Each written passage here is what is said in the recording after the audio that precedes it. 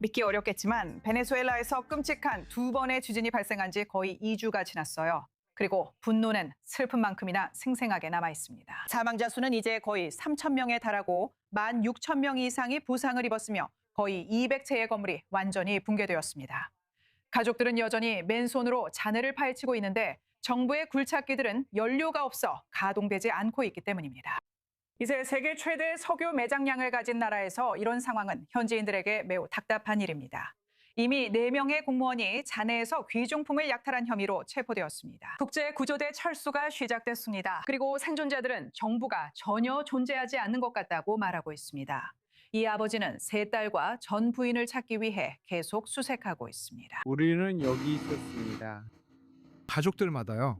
사랑하는 사람이 여기 있다면 그런 일은 아니길 바라지만 당신은 그들을 찾고 구하기 위해 오게 됩니다. 하지만 여기에는 정부의 지원이 전혀 없습니다. 모든 것이 우리 스스로의 노력에 달려 있었습니다. 3만 명 가까운 구조대원이 여전히 배치 중이며 이 중 2,000명은 미군입니다. 6월 24일 이후 거의 1,000차례의 여진이 기록되고 시간이 지날수록 희망이 사라지는 가운데 오늘 밤의 질문은 실제로 누가 구조작전을 지휘하는가입니다. 그리고 지금 저희와 함께하는 분은 마리아나 아텐시오입니다. 그녀는 오랫동안 자신의 고향인 베네수엘라를 취재해온 기자입니다. 그녀는 이 이야기를 깊이 있고 개인적으로 잘 알고 있습니다.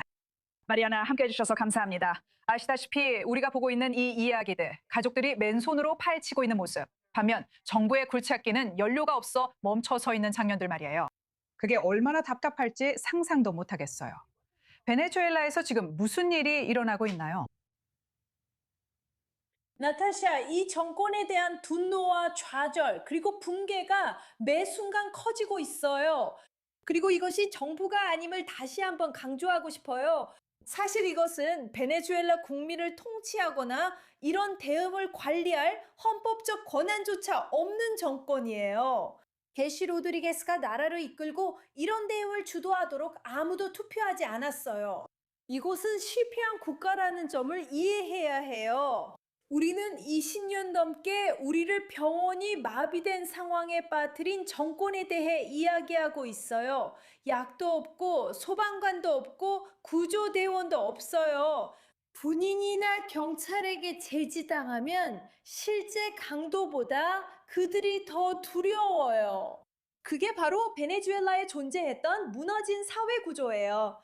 그리고 여기에 이런 규모의 지진이 2번이나 더해진 거죠. 그래서 이건 악재가 한꺼번에 겹친 최악의 상황이 점점 커지고 있어요. 사람들은 절박해졌어요. 아까 화면에 나온 인터뷰처럼 아직도 맨손에 피를 묻히면서 자기 아기와 이웃을 찾고 있어요.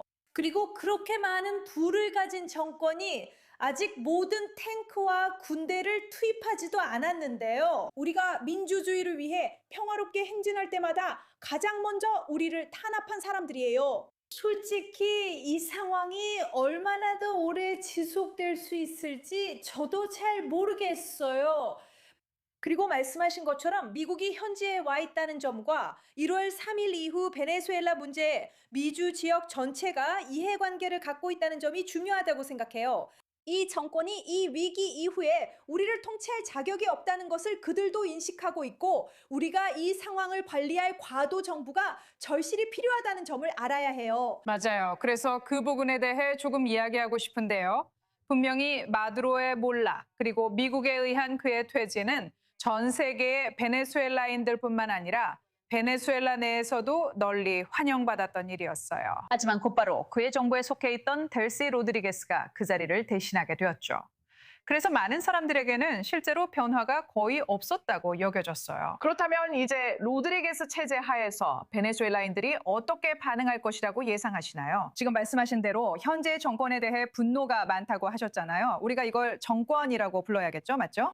그리고 질문은 사람들이 거리로 나서거나 대규모 시위를 벌이는 모습을 보게 될까요? 특히 지금 우리가 보고 있는 이 모든 피해와 재난 속에서 말이죠. 그래서 나타샤, 저는 대학생이었을 때 몇 년 동안 제 나라에서 평화롭게 시위에 참여했어요. 제 아버지는 인도주의적 위기 동안 돌아가셨어요. 아버지는 모든 시위에 항상 함께 하셨어요. 그래서 우리는 바로 이 사람들에 맞서 수십 년 동안 시위를 해왔어요. 데시 로드리게스는 마두로와 간접적으로만 연관된 정도가 아니었어요. 그녀는 마두로 뒤에 있는 3명의 주도자 중 한 명이었어요. 그녀의 오빠인 호르헤 로드리게스, 그리고 내무장관 디오스타도 카베오와 함께 3명의 실세 중 한 명이었죠. 그래서 이 세 사람은 마두로뿐 아니라 그보다 더 심각한 존재들입니다.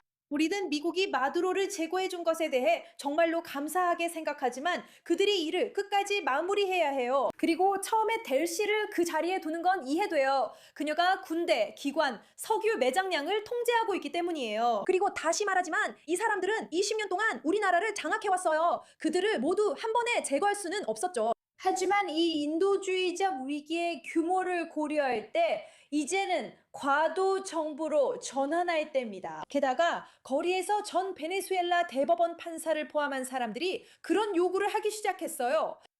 대통령을 대신하는 임시인물로서 그녀의 헌법상 임기는 지난 금요일에 끝났어요. 우리 헌법에 따르면 그 기간은 180일이에요. 그래서 지금 그녀는 법적으로 우리나라를 통치할 자격조차 없어요.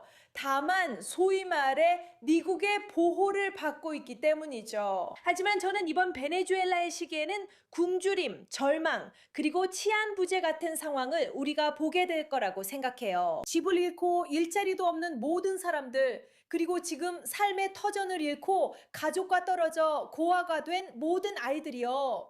정말로 최악의 상황을 불러올 수 있어요. 사람들이 이 정권에 대한 분노와 좌절로 거리로 나서는 모습을 보게 될 수도 있죠. 저는 미국인들도 그 사실을 알고 있어 2,000명의 병력을 배치했다고 봅니다.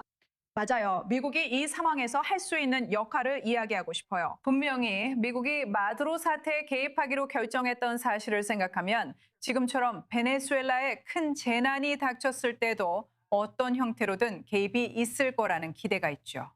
그런데 외교적인 역학관계는 어떤가요? 미국이 델시 로드리게스가 아닌 다른 누군가를 지지할 의향이 있을까요?